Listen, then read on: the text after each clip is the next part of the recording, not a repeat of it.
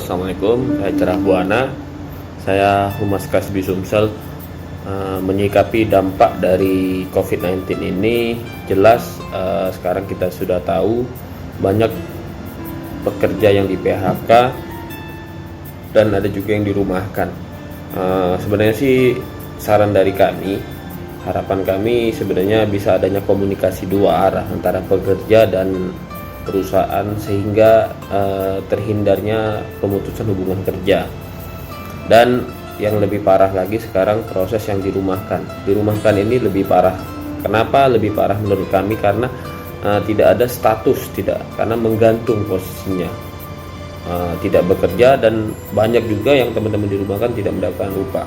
Maka harapan kami perusahaan bisa melakukan dialog terbuka kepada kawan-kawan, khusus kalau memang ada yang serikat buruh. Kalau memang tidak ada juga, ya berdialoglah dengan teman-teman yang ada di tingkat perusahaan supaya terhindar, atau bagaimana solusinya untuk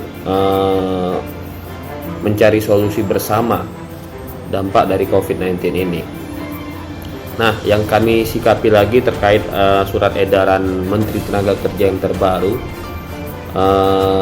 terhadap pemberian THR pada saat masa pandemik ini, yang menurut kami ini memberikan ruang kepada perusahaan untuk tidak membayarkan atau tidak membayarkan dengan nominal yang benar dan sesuai aturan kepada pekerja.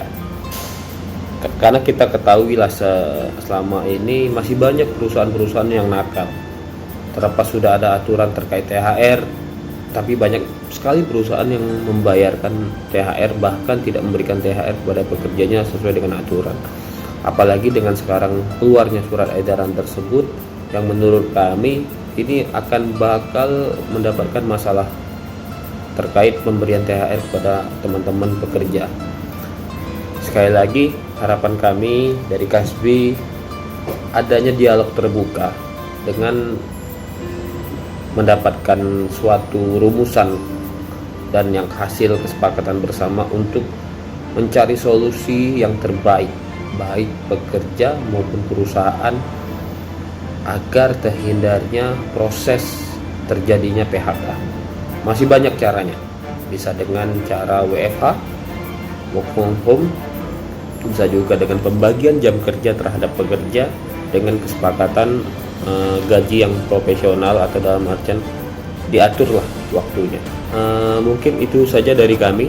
Harapan kami ke depan kita sama-sama pada saat masa pandemik ini bisa mengutamakan kemanusiaan.